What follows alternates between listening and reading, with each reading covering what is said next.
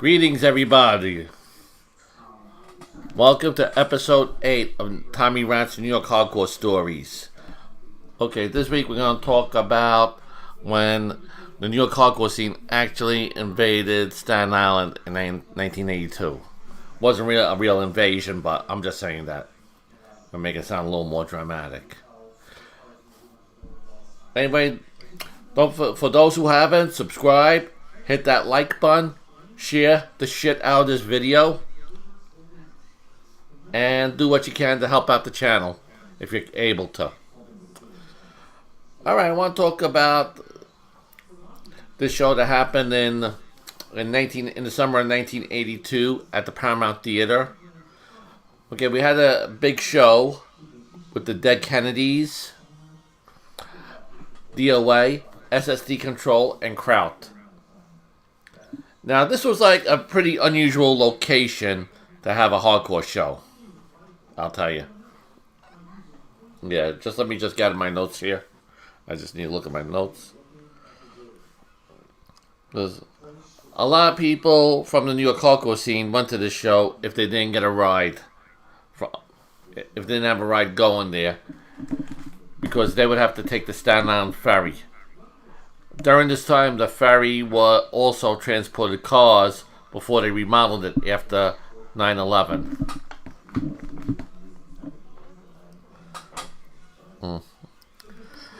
Now, this was a first for Staten Island and the New York hardcore scene, being that it was very close to Bay Ridge.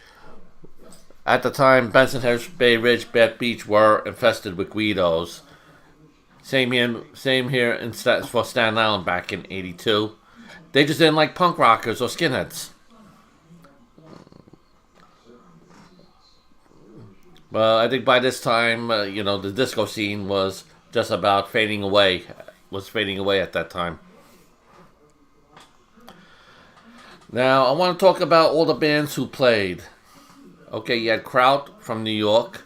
They always had a knack for getting on these huge shows back then. Decontrol from Boston came down for this gig. I think this may have been the first show with a second guitar player. I could be wrong about that as well. If somebody knows the answer to that, let me know.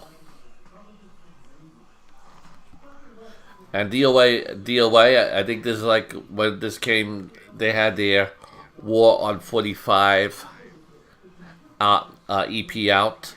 Because at that time, Chuck Biscuits was gone. And I believe Randy Rampage was gone. And they started getting members from the Subhumans to play in DOA, which was like the second biggest Western Canadian band that came out of the Calgary, Vancouver area, if I'm not mistaken. Yeah, Canada had its own West Coast too.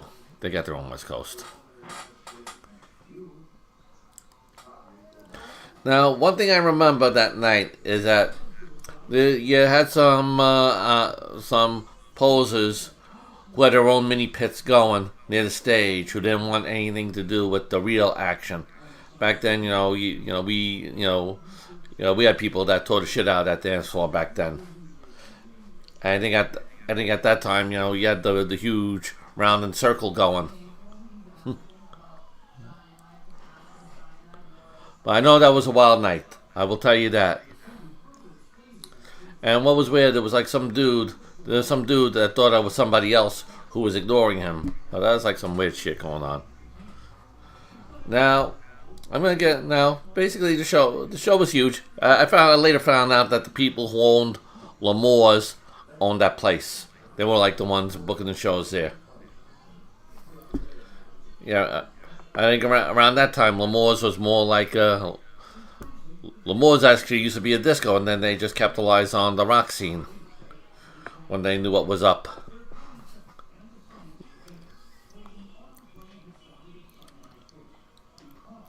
Now back then, going back home, towards the ferry, we had some local Guidos drove by in their big ass car, do some stuff, let's get out of Staten Island, and drove off. And they drove off. Well, that's the type of assholes you had to deal with back then. I mean, back in my own, yeah, you had to deal with assholes. And then back then we had to carry weapons with, like we had to carry a big chain with me because I used to ride on the subways a lot. I didn't have a car back then. I didn't have my license at that time. You always always like targeted by some douchebag who that just didn't like what you were trying to do with yourself.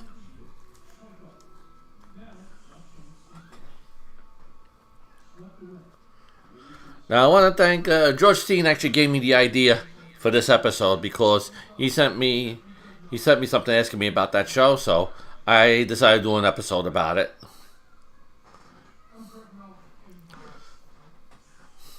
And I believe that was like one of the last times they had a huge show like that at that club. I don't remember anything else they did after the show.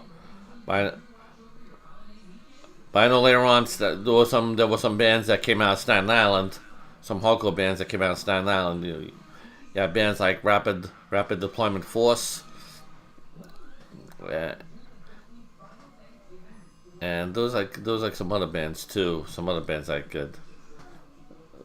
Well, Bitter Uproar. Bitter Uproar was another band. Later on, you had bands like This Means War. But they had their own thing going on. They did have a scene going on over there. Oh, and of course, Enrage. Can't forget about them. That's like the biggest band out there.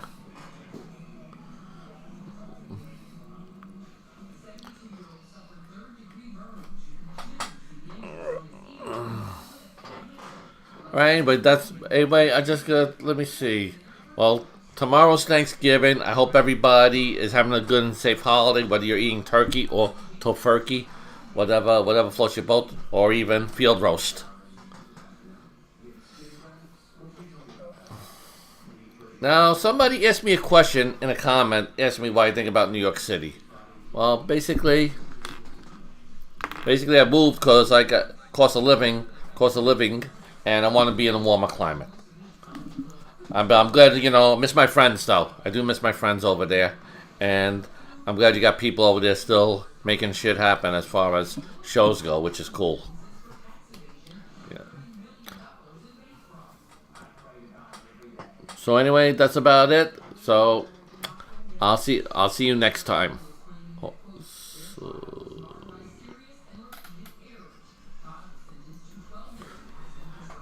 And here are the shirts. If you want to buy a Rejuvenate shirt, go to my Bonfire store.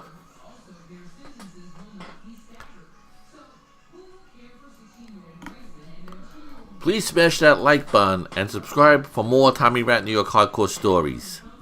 Thank you for watching.